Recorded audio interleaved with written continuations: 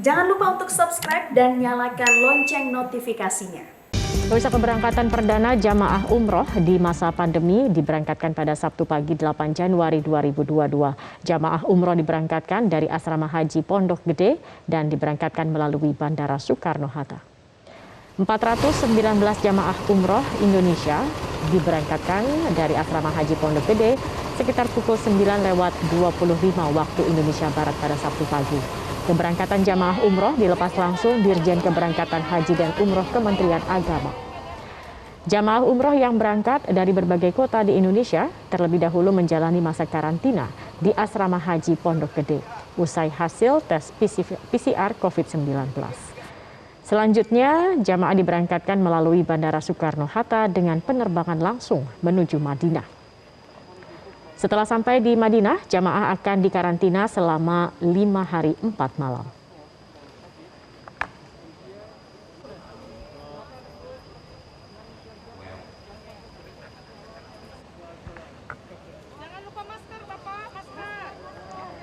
Dan pemirsa, untuk mengetahui lebih lanjut terkait kesiapan dan prosedur pelaksanaan umroh dari calon jamaah asal Indonesia, termasuk apa saja kesiapan Kerajaan Arab Saudi setelah memutuskan membuka pintu umroh bagi jamaah di luar Arab Saudi. Kami sudah terhubung bersama dengan Konsul Jenderal Republik Indonesia di Jeddah, Eko Hartono. Selamat siang, Pak Eko. Pak Eko, secara prosedur calon jamaah umroh ini kan akan tiba kemudian akan menjalani karantina. Nah, untuk menjalani karantina dengan sekarang adanya varian Omikron, apakah ada yang berbeda begitu Pak Eko?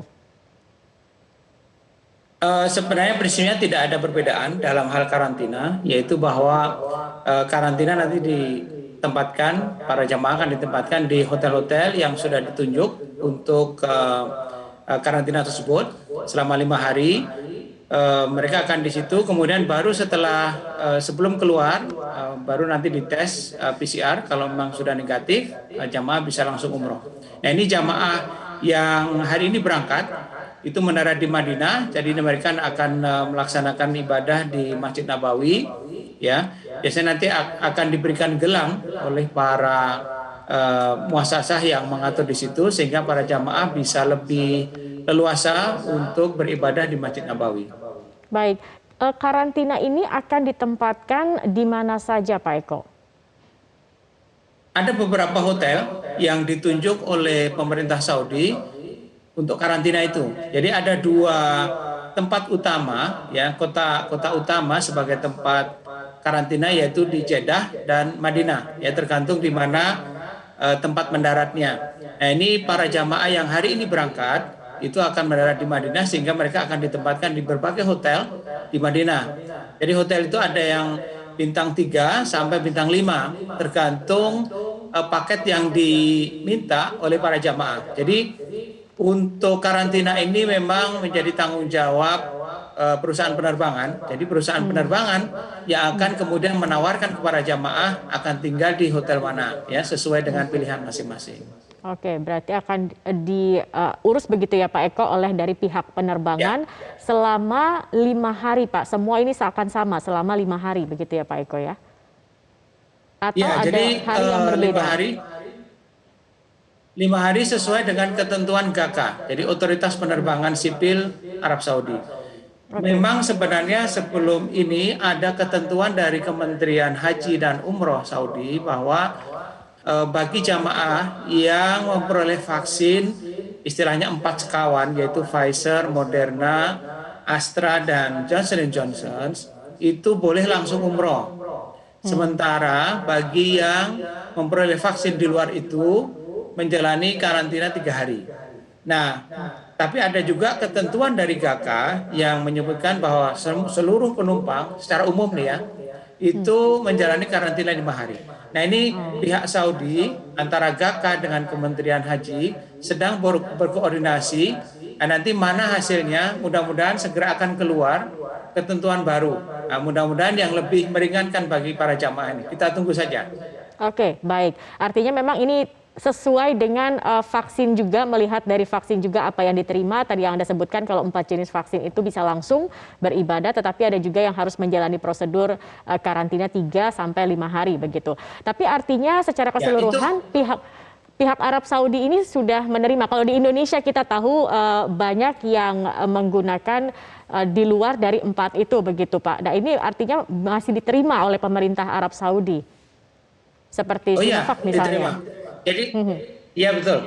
Jadi intinya vaksin apapun juga sudah boleh masuk. Hanya memang kalau keinginan Kementerian Haji itu dibedakan.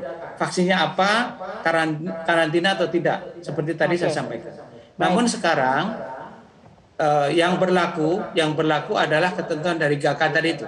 Nah mudah-mudahan setelah ada koordinasi, saya mendengar informasi bahwa pihak GAKA sekarang sedang berkoordinasi erat dengan pihak Kementerian Haji Saudi supaya disinkronkan ini, dikoordinasikan. Hasilnya akan kita tunggu dalam waktu dekat mudah-mudahan. Baik, Pak Eko, kemudian itu tadi ketika jamaah sudah tiba dan melakukan karantina. Nah, ketika akhirnya mereka selesai melakukan karantina dan beribadah, adakah yang berbeda, Pak, untuk ibadah umroh? Apalagi setelah Omikron ini Pak di Arab Saudi, apakah ada prosedur yang berbeda begitu atau mungkin protokol kesehatan yang berbeda Pak Eko? Ya, jadi yang menjadi concern kita adalah bagaimana protokol kesehatan ini ditaati. Pada saat kedatangan tentunya ya PCR kemudian karantina. Nah pada saat umroh nanti itu pihak Saudi memang memberikan ketentuan kepada para muasasah atau travel yang menuntun para jamaah ini. Jadi mereka memang minimal diberikan kesempatan sekali dulu untuk umroh ya. Nah setelah itu nanti tentunya akan melihat bagaimana situasi di lapangan.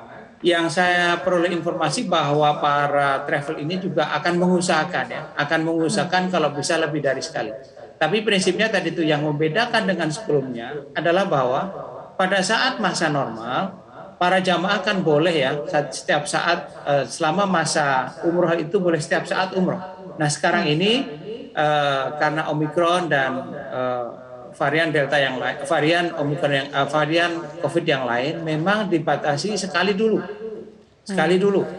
Nah baru nanti kalau sholat boleh setiap saat. Karena nanti akan diberikan gelang, diberikan gelang itu untuk menjalankan ibadah sholat baik di Nabawi maupun di Masjidil Haram. Nah untuk umrohnya memang harus dipandu oleh travel.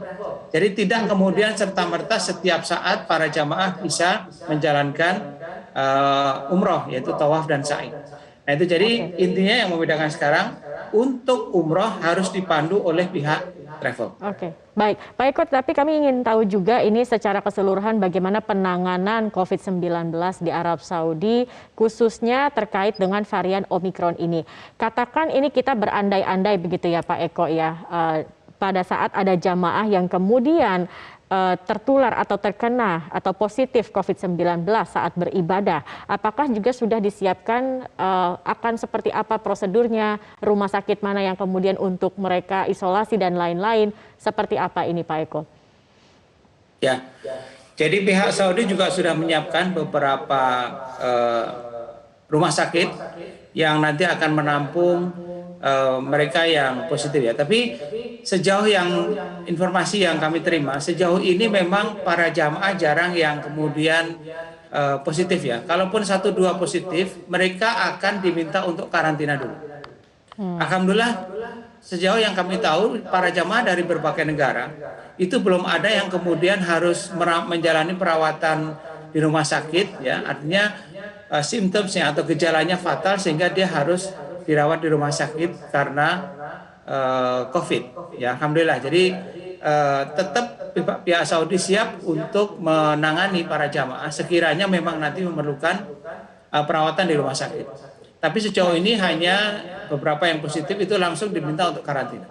Nah, terkait dengan Omikron, memang Saudi juga di Saudi sudah masuk juga Omikron. Dan karena Omikron ini, maka perkembangan kasus di Saudi juga naik pesat, cukup pesat.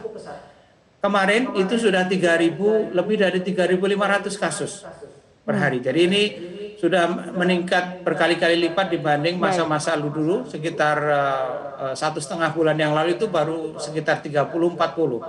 Jadi sudah 10 kali lipat lebih ya. Nah, ini memang menjadi keprihatinan. Namun pihak Saudi selain memberikan pengetatan, mereka juga menyiapkan pusat-pusat kesehatan, hanya tidak seperti muncul kehebohan, tidak juga. Artinya mereka dengan tenang, karena mudah-mudahan varian Omikron ini tidak kemudian menyebabkan gejala yang parah gitu ya. Yang parah. Alhamdulillah yang sekarang tetap baik. Baik, terima kasih banyak Pak Eko Hartono, Konsul Jenderal Republik Indonesia di Jeddah, sudah bergabung bersama kami di Metro Siang.